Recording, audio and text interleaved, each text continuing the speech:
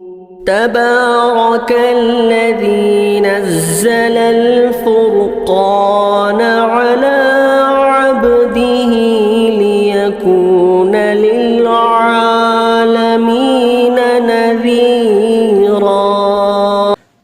ہمارے ایک عزیز نے سوال کیا ہے، مفتی صاحب ہر جمعہ کو اجتماعی طور پر قبرستان جا کر سورہ یاسین پڑھنے کا شرعی حکم کیا ہے؟ واضح فرما دے، بڑی مہربانی ہوگی۔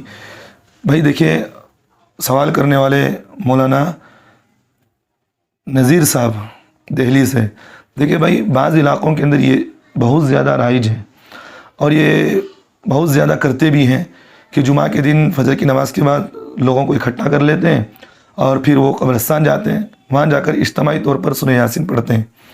حالانکہ یہ چیز شریعت میں کہیں ثابت بھی نہیں ہے اور نہ قرآن سے ثابت ہے، نہ حدیث سے، نہ صحابہ سے، نہ اجماع امت سے، کہیں یہ چیز ثابت نہیں ہے۔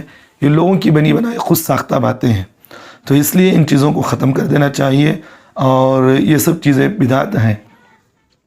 اور اس کے سلسلے میں یہ دین کے اندر ایک نئی چیز، ایک نئی بات ایجاد ہے جو قرآن حدیث سے کہیں ثابت نہیں ہے۔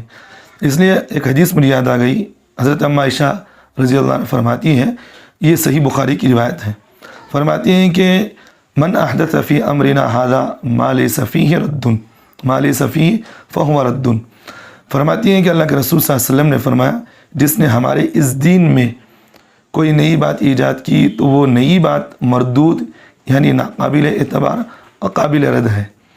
تو اس اعتبار سے بھائی یہ جو اجتماعی طور پر سورہ یاسین جو قبرستان جا کر پڑھی جاتی ہیں، ان کو ختم کر دینا چاہیے، اور اس کو ضروری سمجھنا، اور نہ پڑھنے والوں پر ملامت کرنا، اور نہ پڑھنے والوں کو لعن طعن کرنا، اور منع کرنے والوں کے ساتھ لڑنا جھگڑنا، یہ سب چیزیں گناہ ہیں، شریعت سے اس کا کوئی ثبوت نہیں، اور اس کو شریعت کا حصہ سمجھ کر کرنا کبیرہ گناہوں میں سے ایک کبیرہ گناہ ہے۔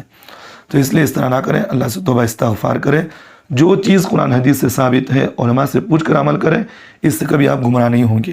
خود ساختہ اگر چیزیں داخل کر لیے ہیں تو گمراہ ہوں گے، اور خود بھی جہنم میں جائیں گے، دوسروں کو بھی جہنم میں لے جانے کا ذریعہ بنیں گے۔ تو اللہ تعالیٰ ہم تمام کو عمل کی توفیق دے۔